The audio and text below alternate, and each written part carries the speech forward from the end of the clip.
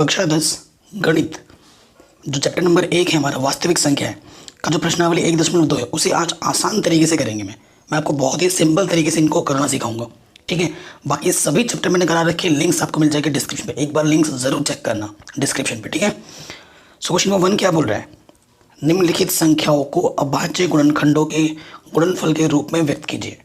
और ये जो अभाज्य गुणनखंड है ना, आप छोटी कक्षाओं से सीखते आ रहे, कक्षा 5, 6, 7। ठीक है, तो अभाज्य गुणनखंड करना है हमको। उसके लिए आपको क्या पता होना चाहिए, 2 से विभाजिता का नियम, 3 से विभाजिता का नियम, 4 से विभाजिता का नियम, 5 से विभाजिता का नियम, ये तो पता ही होना चाहिए ना। देखो मैं पहले थोड़ा सा एक रिकॉल करा देता हूँ। 2 से विभाजिता का नियम है ना, कई बच्चों को आता होगा, कई बच्चों को नहीं आता, तो मेरे को सभी को साथ में लेके चलना है। 2 से विभाजिता का नियम, ठीक है, ये बताना बहुत ज़रूरी है क्योंकि कई बच्चों को आता होगा, कई बच्चों को नहीं। अगर ये नहीं सीखेंगे तो हमें दिक्कतें हो सकती हैं। देखो इकाई के स्थान पर अगर 0 हो, 2 हो, 4 हो, 6 हो, 8 हो तो संख्या 2 से विभाजित होती है ना। एग्जाम्पल के तौर पर जैसे मैंने 20 लिख लिया, 18 लिख दिया, और एक 23 लिख दिया, और एक 65 लिख दिया, और एक लिख दिया मैंने 70।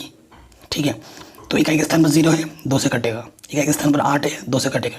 इकाई के स्थान पर 3 है, 2 से नहीं कटेगा। इकाई के स्थान पर 5 है, 2 से नहीं कटेगा। इकाई के स्थान पर 0 है, 2 से कटेगा। अगर इकाई के स्थान पर ये नंबर आते हैं तो वो संख्या 2 से विभाजित होगी। ठीक, ये पता चला हमें 2 से। 3 से विभाजिता का नियम जान लेते हैं। 3 से विभाजिता का नियम, 3 से विभाजिता का नियम क्या होता है, संख्याओं का योग। संख्याओं का योग यदि 3 से विभाजित है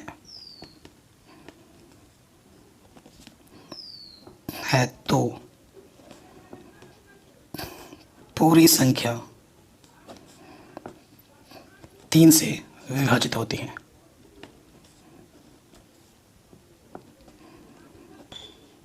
ठीक है, इसका अर्थ क्या है, देखिए अगर मैं कोई संख्या ले लेता हूँ, एक संख्या मैंने ले लिया 111। ठीक है, इसे कैसे करना है, इन सभी अंकों को अलग अलग जोड़ो। कितना है, 3। जो भी संख्या आएगी उसको 3 से भाग दो, 3 से पूरा कट गया, 3 1 कम 3। अगर ये संख्या 3 से कट रही है ना, तो ये पूरी संख्या 3 से कटेगी। 111 भी 3 से कट जाएगा। काट के दिखाऊँ, ये देखो, 3 3 9, 2 बचा 21 हो गया, 3 7 21। ठीक, अगर संख्याओं का योग 3 से कट रहा है तो वो पूरी संख्या भी 3 से विभाजित होती है। ये 3 से का नियम है। 4 से क्या है, 4 के लिए क्या होगा, अंतिम 2 पद, अंतिम 2 अंक यदि 4 से विभाजित है तो पूरी संख्या 4 से विभाजित होगी। ठीक है, जैसे मैं एग्जाम्पल के तौर पर लिखता हूँ, लंबा चौड़ा लिखता हूँ, 2 3 5 6 7 0 0 3, और यहाँ लिखा है 20। एक नंबर मैंने लिखा है 1 1 0 2 1 7 8 3। ठीक है, तो हमें कैसे पता लगेगा कि ये पूरी संख्या 4 से कटेगा या नहीं, बस अंतिम के 2 पद देखने हैं। अंतिम के 2 पद को 4 से भाग दे दो, 4 पंजे 20, पूरा पूरा कट गया, यानी कि ये पूरी संख्या 4 से कटेगी। 4 से भाग दो, 4 दूनी 8, ये नहीं जा रहा है, तो ये 4 से भागने का ये नहीं कटेगा, ये 4 से विभाजित होगा, परंतु ये नहीं होगा क्योंकि अंतिम 2 पद 4 से भाग नहीं जा रहे हैं। इसमें अंतिम 2 पद 4 से भागा चला गया, तो ये पूरी संख्या 4 से विभाजित होगी, परंतु ये नहीं होगी। ठीक है, 5 के लिए नियम क्या है, 5 के लिए नियम क्या है, इकाई के स्थान पर 0 या फिर 5 हो तो वो संख्या किससे कटेगी, 5 से। उदाहरण के तौर पर जैसे कि 50, 10, 15, 25, 0 या फिर इकाई के स्थान पर 5 हो तो वो संख्या किससे विभाजित होती है, 5 से। ठीक है, तो 2 से 5 तक की मैंने आपको सिखाया, बाकी आपको और सिखाता रहूँगा क्वेश्चन के साथ साथ। ये मेन होते हैं जो मैंने अभी आपको सिखाया। प्रथम क्वेश्चन में आ जाते हैं, हमें क्या करना है, अभाज्य गुणनखंड। तो ऐसे लिखोगे आप 140 का अभाज्य गुणनखंड।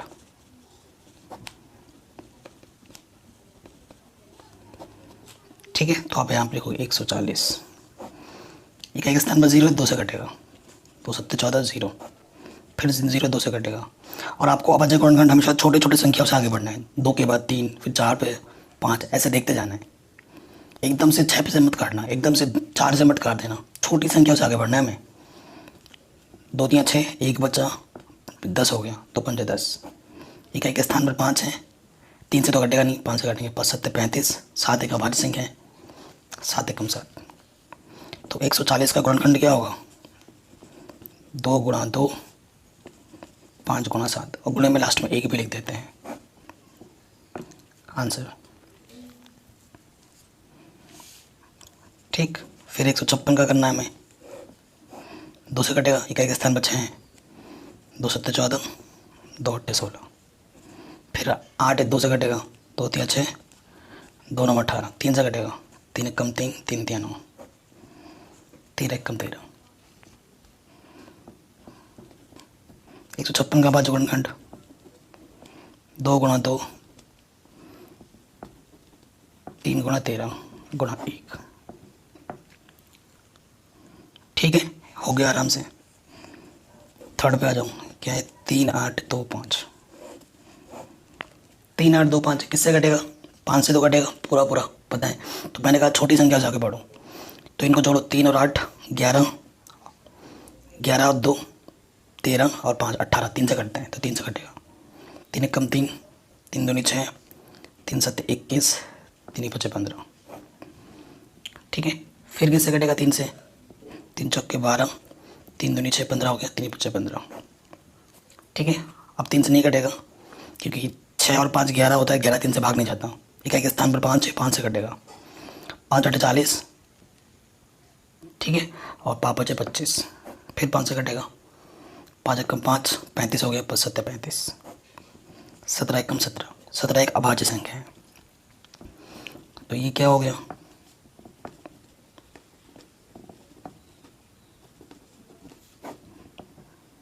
ठीक है, ये इसका आंसर आ गया, कोई दिक्कत नहीं है, बहुत ही आसान था, हो गया। अब आते हैं इसके चौथे पार्ट पे।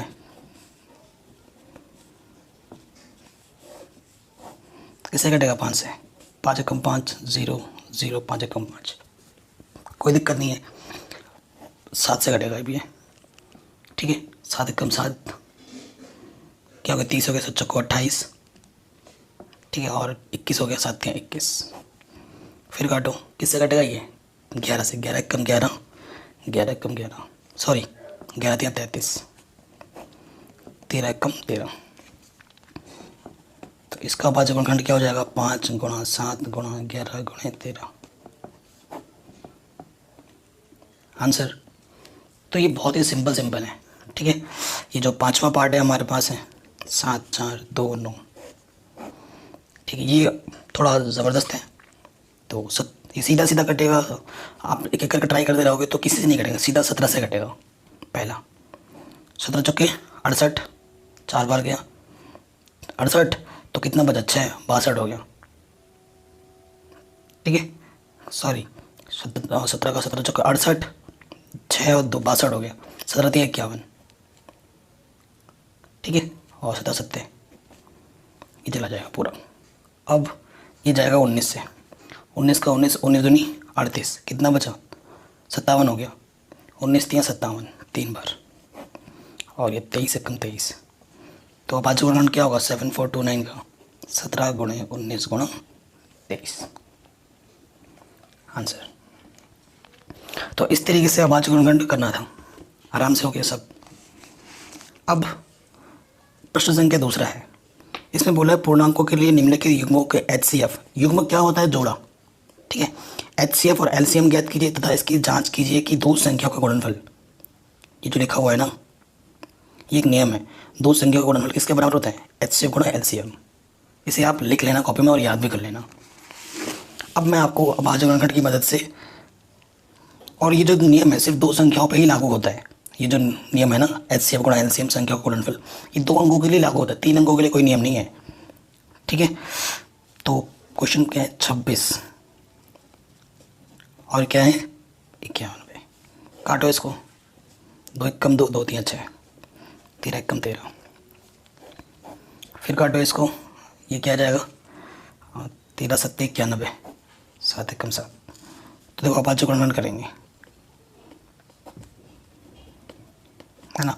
26 का क्या जाएगा 13 गुणा 2, और ये लास्ट में एक भी लिखा जाता है, ठीक है। और 91 का क्या हो जाएगा 13 गुणा 7 गुणा 1। अब आपको पता है क्या देखना है कि दोनों में जो है, दोनों में क्या है, दो संख्या तो दोनों में देखना है, और कुछ है और 1 है। तो अगर HCF की बात करें, HCF क्या होता है जो दोनों में है, क्या है दोनों में 13 और क्या है 1, जो एक पेयर 13 से आया, यहाँ से 13 दोनों में है और 1 दोनों में, तो एक गुणे में लिखना है इनको। कुछ और भी होता है तो उसको भी गुणे में लिख देता मैं।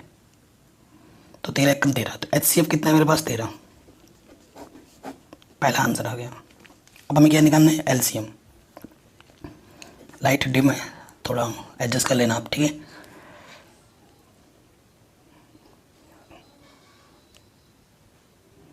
अब देखिए LCM का रूल क्या होता है, जो दोनों में है उसे एक ही बार लिखना है, जो दोनों में उसे एक ही बार लिखिए। मतलब HCF जो है उसे लिख दो, और HCF के अलावा जो बचे हैं हुए नंबर है उसको गुणे में लिख दो। यहाँ से क्या बचा था 2, यहाँ से क्या बचा था 7, 13 7 दूनी 14, 13 और 14 को आप क्या कर दो गुणा कर दो, ठीक है। 13 और 14 को आपको क्या कर देना है गुणा कर देना है, तो क्या आ जाएगा 182। तो ये आ गया मेरा LCM। है समझ में LCM कैसे निकाला हमने। अब जांच करनी है, क्या होता है प्रथम संख्या गुणे द्वितीय संख्या LCM गुणे HCF, ठीक है, ये नियम होता है।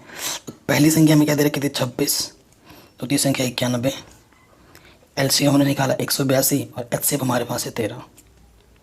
अब भाई गुणा करना तो आपको आना चाहिए ना, गुणा करना तो आपको आता ही होगा। देखो 26 को जब 91 से आप गुणा करोगे, अब मैं गुणा करूँगा तो टाइम वेस्ट होना है, इतना तो आपको आना चाहिए, ठीक है भाई। तो जब 26 और 91 को आप गुणा करोगे तो आपको मिलेगा 2 3 6 6, और 13 को जब 182 से गुणा करोगे तो भी मिलेगा आपको 2 3 6 6, यानी कि दोनों तरफ बराबर आएगा। अगर बराबर नहीं आ रहा है दोनों तरफ तो आपने ऊपर आंसर गलत निकाला है, इसका मतलब ये है बराबर ही आना चाहिए, ठीक। तो आया समझ में कैसे क्या निकालना है। इसी तरीके से बाकी के 2 क्वेश्चन को भी हमें सॉल्व करना है, 510 और इसको। आपके पास सेकंड पार्ट में क्या है हमारे पास 510 और 92, ठीक है। तो यहाँ लिखूँगा मैं 510, यहाँ लिखता हूँ 92, काटो 5 एकम 5, 0 5 दूनी 10, किससे कटेगा 2 से, 2 पंजे 10, 2 एकम 2, 3 से कटेगा, 3 एकम 3, 3 सत्ते 21, 17 एकम 17, ठीक है। 92 का करो 2 से कटेगा, 2 चौको 8, 2 छंग 12, 2 दूनी 4, 2 3 6, 23 का भाज्य संख्या है 23 एकम 23, ठीक है। अतः भाज्य गुणनखंड क्या हो जाएगा 510 का हमें क्या मिला था 2 गुणा 3 गुणा 2 गुणा 3 गुणा 5 गुणा 17, ठीक है। और 92 का क्या मिला 2 गुणा 2 गुणा 23। कोई दिक्कत नहीं है यहाँ तक, ठीक है। सो देखिए हमारे पास ये चीज़ आ गई। अब हमें क्या देखना होता है, हमें निकालना है HCF जो दोनों में हो। एक मैंने लिखा नहीं था, गुणे में 2 लिख सकते हो। तो HCF क्या होता है जो दोनों में हो, तो दोनों में क्या है सिर्फ 2 ही है और 1 है, तो 2 गुणा 1 यानी कि 2। HCF तो 2 है, अब LCM क्या होगा जो दोनों में है उसे तो एक बार ही लिखते हैं, मतलब HCF जो भी है उसको लिख लो, ठीक है। और जो बचे हुए थे उनको गुणा में कर दो। जैसे यहाँ पे से क्या बच गया था 2, यहाँ से क्या बच गया था 23, यहाँ से 17 बचा था, यहाँ से 5 और यहाँ से 3, ठीक है, ये बच गए थे। अब गुणा करो 2 दूनी 4, 23, 5 3 15। अब भाई आपको गुणा करना तो आना चाहिए है ना, कैसे, अब हमें गुणा करना है, ठीक है। तो जब हम गुणा करेंगे तो क्या होगा, देखो इन सबको जब आपस में इसकी गुणा करना, इसकी गुणा करना है ना, इसकी गुणा करोगे कुछ मिलेगा आपको, जैसे कि 4 3 7 12, हासिल लगा 1 4 दूनी 8 1 9। अब इसको गुणा करोगे तो जब आप गुणा कर दोगे ना तो आपको मिलेगा 2 3 4 6 0। ठीक, अब गुणा करूँगा तो आपका टाइम वेस्ट होगा। गुणा करना आना चाहिए, इतना कैलकुलेशन अगर आना ही चाहिए आपको। कक्षा 10 में पढ़ते हो आप, ठीक है। गुणा भाग जोड़ घटाना अगर नहीं आता है ना तो मेरे को बता देना, मैं उस पर अलग वीडियो बना दूंगा, ठीक है, 1-2 घंटे की बेसिक चीज़ें सिखाने के लिए, ठीक है। तो ये हो गया, हमारा मिल गया एलसीएम। अब हमें जांच करनी है, क्या होता है जांच में, प्रथम संख्या गुणे द्वितीय संख्या बराबर एचसीएफ गुणे एलसीएम।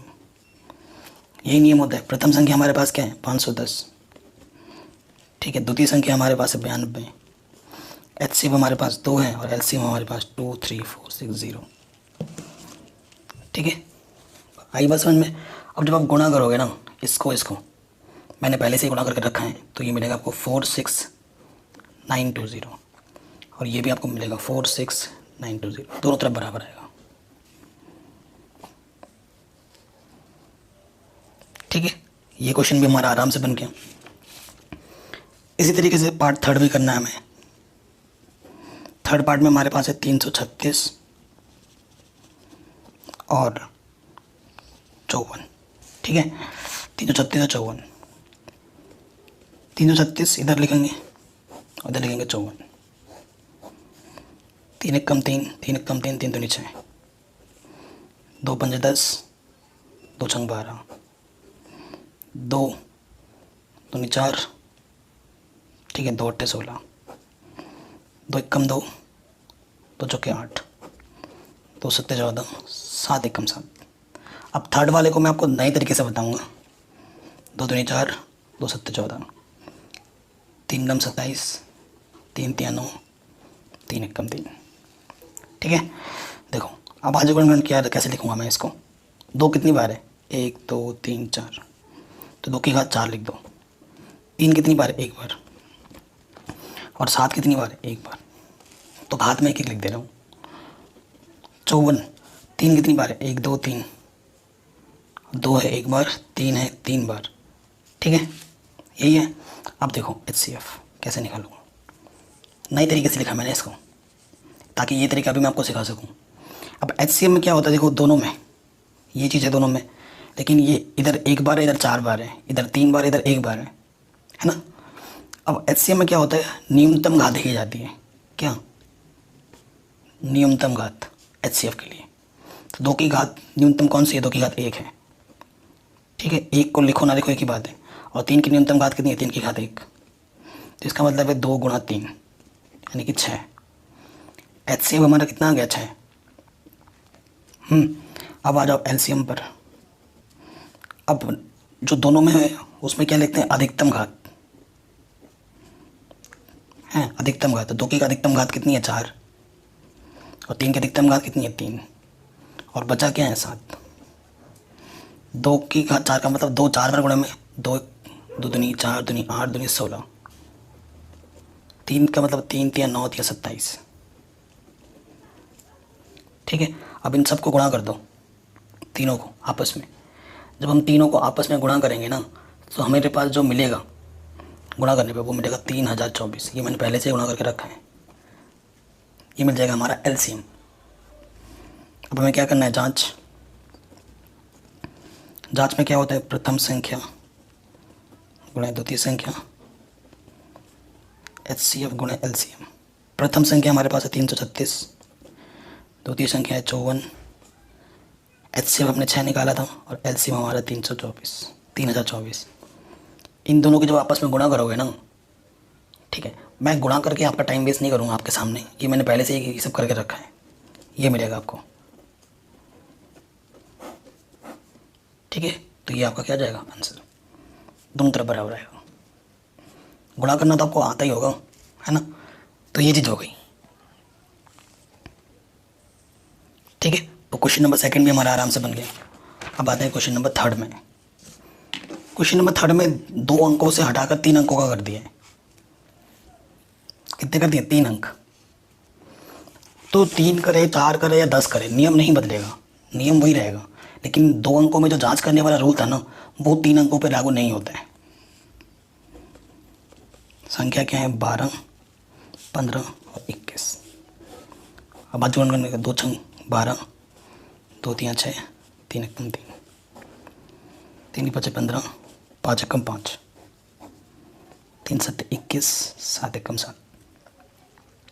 ठीक है, बात जोड़ खंड करेंगे तो 12 को लिख सकते हैं हम। देखो 2 कितनी बार है, ऐसे लिख दो 2 गुणा 2 गुणा 3। 15 का मतलब है 3 के नीचे 3 लिख, 3 गुणा 5। ठीक है, और 21 को लिख सकते हैं हम 7 गुणा 3। ठीक है, तो देखो तीनों में देखना है आप, क्योंकि 3 संख्या तो तीनों में देखना पड़ेगा।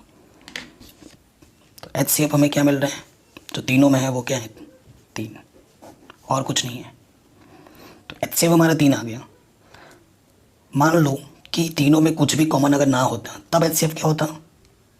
तब HCF 1 होता। अगर तीनों में कुछ भी कॉमन ना होता तो HCF 1 होता है। 3 संख्या है तो तीनों में कॉमन होना चाहिए, तीनों में वो चीज़ होनी चाहिए। 2 में है, तीसरे में नहीं है तो वो नहीं माना जाएगा, तीनों में होना ज़रूरी है। अब हम लेंगे LCM। LCM आपको पता ही है, जो तीनों में है, मतलब जो LCM में क्या होता है, जो HCF आया उसे तो लिख ही दो एक बार, और जो छूट गए उनको गुणे में कर दो। यहाँ से 7 छोटा, यहाँ से 5 छोटा, यहाँ से 2 और यहाँ से 2 छोटा था, वो गुणे में डाल दिया हमने। तो यहाँ से क्या होगा? 3 7 21, 5 दूनी 10, दूनी 20, 21 दूनी 42, 420। ठीक है, तो LCM कितना आएगा? 420, HCM आएगा 3। ठीक हो गया, आराम से हो गया, आराम से बन गया क्वेश्चन नंबर 3 भी। सेकेंड पार्ट पे आ जाते हैं। 17, 23, 29, ये जो तीनों के तीनों संख्या हैं वो क्या है? अभाज्य संख्या। ठीक है, अभाज्य संख्या। तो आपको मैं बता देता हूँ, अभाज्य क्या लिख रहा हूँ? संख्या। अभाज्य संख्या का जो HCF होता है ना, वो हमेशा 1 होता है। लिखोगे क्योंकि 17, 23 और 29 एक अभाज्य संख्या है, अतः इनका HCF 1 होगा। ठीक, और LCM क्या होता है? इन सबका गुणनफल, 17 गुणा 23 गुणा 29, क्योंकि तीनों के तीनों अभाज्य संख्या है तो तीनों को आपस में गुणा कर दो तो आपको मिल जाएगा LCM। आई बात समझ में? आपको क्या मिल जाएगा? LCM। इस तरीके से करना है आपको इस क्वेश्चन को। ठीक है, तो जब तीनों को आप गुणा करोगे ना तो आपको मिल जाएगा 1 1 3 3 9। गुणा करना आते ही होगा, पहले इन दोनों का गुणा करना, जो मिलेगा उसको किससे गुणा कर देना? 29 से, तो फिर आपको ये आंसर दे देगा। ठीक है, आराम से बन गया, कोई दिक्कत नहीं है। अब आ जाओ थर्ड पार्ट में। इसके थर्ड पार्ट में 8 9 25, तो ये हो जाएगा 2 चौके 8, 2 दूनी 4, 2 एकम 2, 3 3 9, 3 एकम 3, 5 5 25, 5 एकम 5। तो जो अभाज्य गुणनखंड है,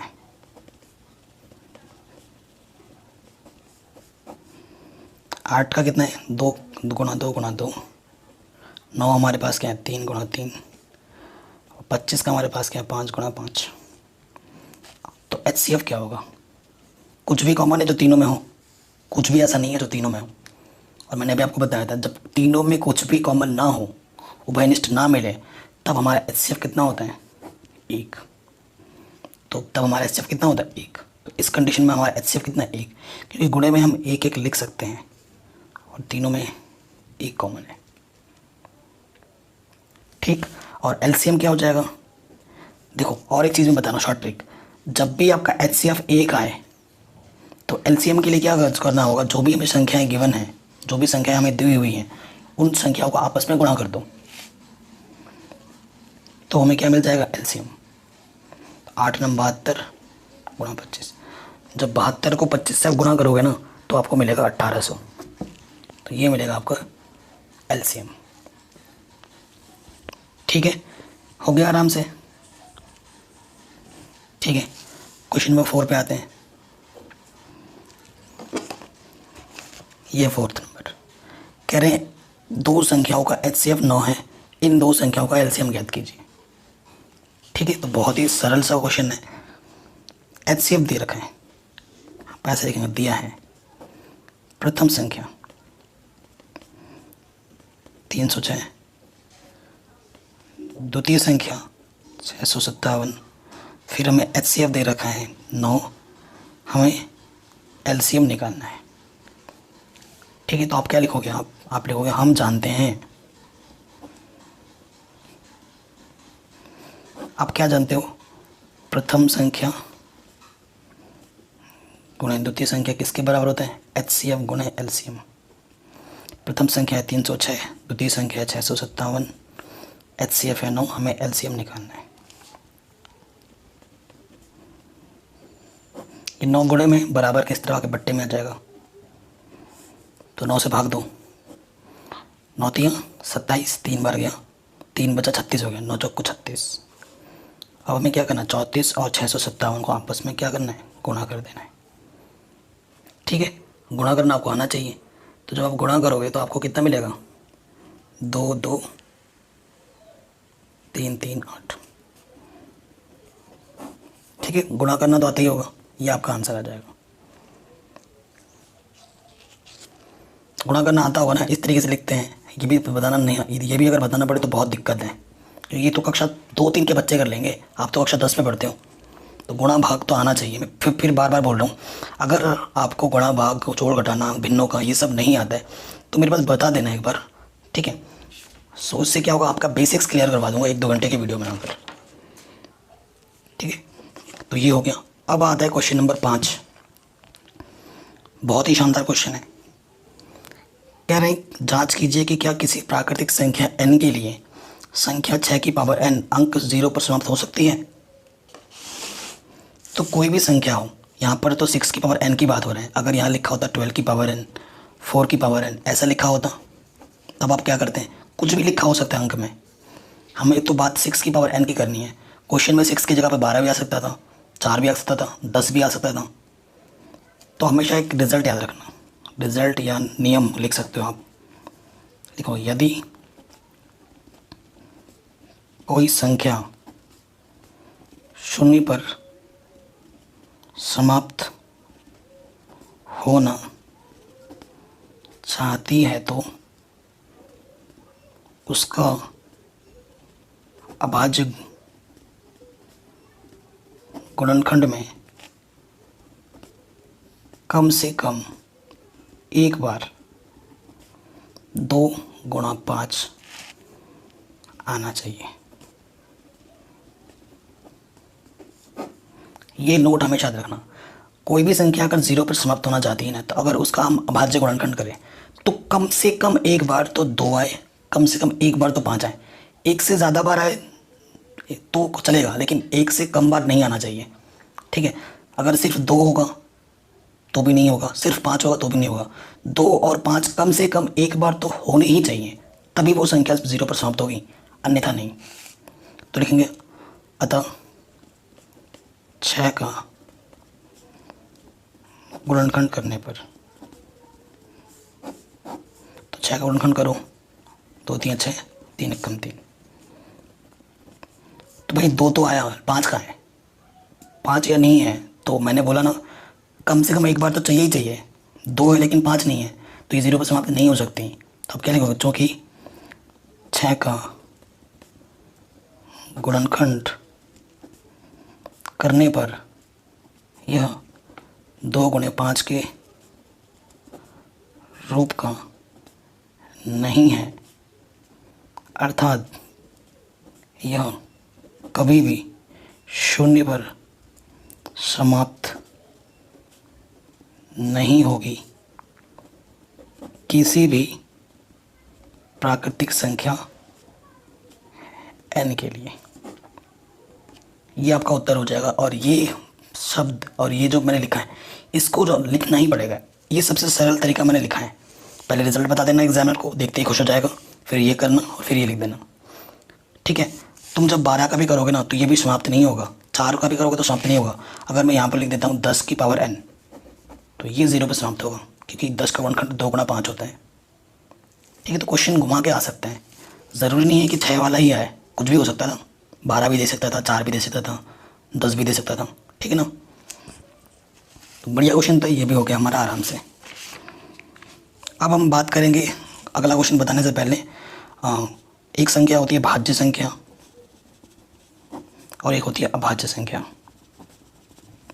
आपको पता है भाज्य संख्या क्या है और अभाज्य संख्या क्या है, लेकिन आपको परिभाषा नहीं पता। आपको मैं बोलूँ तो ये 2, 3, 5, 7, 11, 13 ये क्या है, अभाज्य संख्या, और मैंने यहाँ लिख दिया 4, 10, 9, 6, तो आप बोलोगे ये अभाज्य संख्या है। आपको पता है, लेकिन इनके बीच में जो अंतर है वो आपको बोल नहीं सकते, लेकिन आप पहचान जरूर लेते हो। अभाज्य संख्या क्या होती है, वो संख्या जो सिर्फ खुद से कटे और एक से कटे। कटे का मतलब विभाजित हो, वो संख्या जो सिर्फ खुद से विभाजित हो और एक से विभाजित हो, स्वयं और एक। और ये संख्या स्वयं से विभाजित होती है, एक से विभाजित होती है, और उसके अलावा किसी और संख्या से विभाजित हो जाती है। जैसे 4 किससे कट जाएगा, 2 से। 10 किससे कटेगा, 2 से कटेगा। किससे कटेगा, 5 से कटेगा। 9 किससे कटेगा, 3 से कटेगा। 6 किससे कटेगा, 2 से कटेगा, 3 से कटेगा। जब किसी संख्या का जो गुणनखंड होता है ना, अभाज्य गुणनखंड, 2 से ज़्यादा के रूप में लिख देते हो। ठीक है, जब किसी संख्या का गुणनफल को, जैसे 6 को मैं लिख सकता हूँ क्या, 2 गुणा 3 गुणा 1, तो 2 से ज़्यादा हो गया, 2 से ज़्यादा। और इस संख्या को मैं सिर्फ 2 ही टुकड़ों में लिख सकता हूँ, 2 को लिख सकता हूँ 2 गुणा 1, इससे ज़्यादा नहीं लिख सकता, सिर्फ 2 ही होगा। और इसमें 2 से ज़्यादा उसके रूप में लिख सकते हो। जब कोई किसी संख्या को आप 2 से ज़्यादा की गुणनखंड के रूप में लिख सकते हो, तो वो संख्या क्या हो जाती है, भाज्य। और जब सिर्फ 2 ही रूप में गुणनखंड होता है तो वो होता है अभाज्य। ये मैंने क्यों बताया, क्योंकि इस क्वेश्चन में ज़रूरी है। छठे पार्ट में पहला पार्ट है, हमें बताना है कि ये संख्याएं भाज्य अभाज्य क्यों हैं। तो यहाँ से देखो क्या हो, उभयनिष्ठ है 13, अंदर क्या बचा 7 गुणे 11, 13 पूरा बाहर आ गया है, 13 एक कम 13। ठीक है, सो देखो 11 7 77 प्लस 1 यानी कि 13, 77 और क्या होगा 78। 2 संख्या गुणनफल है, तो मैं किसी भी संख्या को 1 से गुणा कर सकता हूँ, उसमें कोई फ़र्क ही नहीं पड़ेगा। तो इस संख्या को मैंने 2 संख्याओं से ज़्यादा के गुणनफल के रूप में दिखा दिया। 2 से अधिक गुणनखंड रूप होने के कारण यह एक भाज्य संख्या है। सिंपल, एकदम सिंपल लैंग्वेज। ठीक है, आराम से हो गया। अब आ जाओ सेकंड पार्ट में। सेकंड पार्ट में, ये तो पहला पार्ट था, सेकंड पार्ट में हमारा 7 गुणा 6 गुणा 5। तो देखो यहाँ 5 है, यहाँ पर 5 है, 5 उभयनिष्ठ है, बाहर निकाला। 7 गुणा 6, यहाँ से 4 गुणा 3 गुणा 2 एकम 2, 5 बाहर आ गया, 5 एकम 5, 7 छंग 42, 7 12 दूनी 24 प्लस 1, 5 गुणा। अब इनको गुणा जब आप करोगे, है ना, इनको जब आप गुणा करोगे तो आपको क्या मिल जाएगा, देखिए हल करने पर ये मिलेगा आपको, 24 को 42 से गुणा करेंगे तो मिलेगा 1008 प्लस में 1, तो ये मिल जाएगा 1009। तो गुणे में मैं 1 लिख सकता हूँ, 2 से ज़्यादा आ गया वही आ जाएगा, ये लिखोगे फिर से, ये वाला चीज़ यहाँ पर आप फिर से लिख दोगे। 2 से अधिक गुणनखंड रूप होने के कारण यह एक भाज्य संख्या है। ठीक, आराम से बन गया, कोई दिक्कत नहीं है। अब आते हैं लास्ट क्वेश्चन पे इस प्रश्नावली के। अगर वीडियो पसंद आई हो तो प्लीज़ लाइक ज़रूर करना। कह रहे किसी खेल के मैदान के चारों ओर एक वृत्ताकार पथ है। इस मैदान का एक चक्कर लगाने में सोनिया को 58 मिनट लगते हैं, जबकि इसी मैदान का एक चक्कर लगाने में रवि को 12 मिनट लगते हैं। मान लीजिए कि वो दोनों एक ही स्थान और एक ही समय पर चलना प्रारंभ करते हैं, एक ही दिशा में। कितने समय बाद वो पुनः प्रारंभिक स्थान पर मिलेंगे। एक ऐसा मैदान है ना, ऐसा मैदान है जो भागना है। देखो एक एक एक आदमी कौन है, रवि। एक रवि है, रवि को लगते हैं 12 मिनट। और दूसरा हमारे पास कौन है, सोनिया। सोनिया को लगते हैं 18 मिनट एक चक्कर लगाने में। अगर दोनों एक ही स्थान से प्रारंभ करें तो कितने मिनट बाद फिर से जाके वो एक ही स्थान पर फिर मिलेंगे। तो इस टाइप के क्वेश्चनों को करने के लिए ना हमें क्या निकालना होता है, जो दोनों संख्या हैं उनका निकालना होता है एलसीएम, क्योंकि न्यूनतम दूरी की बात होगी, मतलब न्यूनतम समय की बात होगी। क्योंकि दोनों चीज़ वो तो अगर भागते रहें तो दिन में कई बार मिलते रहेंगे, कई बार मिलते रहेंगे। सपोज करो तुम और तुम्हारा कोई पार्टनर है, भाग रहे हो किसी सर्कल पर, तो दिन में जब भागते रहोगे तो अगर पूरे दिन भागोगे तो कई बार आगे मिलोगे, कई बार मिल सकते हो। लेकिन सबसे पहली बार कब मिलोगे, सबसे पहली बार कब मिलोगे, यानी कि कम टाइम, कम का मतलब न्यूनतम की बात हो रही है। और जब भी बात न्यूनतम की होती है तो हमें क्या निकालना होता है, एलसीएम। न्यूनतम के लिए हमेशा एलसीएम निकालना होता है और अधिकतम के लिए हमें निकालना होता है एचसीएफ। तो हमें प्रश्नानुसार 18 और 12 का क्या निकालना है, एलसीएम। करो, 2 9 18, 3 3 9, 3 1 3, 2 6 12, 2 3 6, 3 1 3, 18 लिख सकता हूँ मैं 2 की घात 1, 3 की घात 2, 12 को लिख सकता हूँ 2 की घात 2, 3 की घात 1। एलसीएम में आपको पता ही है अधिकतम घात लेते हैं, तो 2 की अधिकतम घात कितनी है, 2। 3 की अधिकतम घात कितनी है, 2। ठीक है, तो ये 4 3 3 9 4 9 36, तो 36 मिनट के बाद वो दोनों फिर से मिलेंगे एक ही जगह पे आके।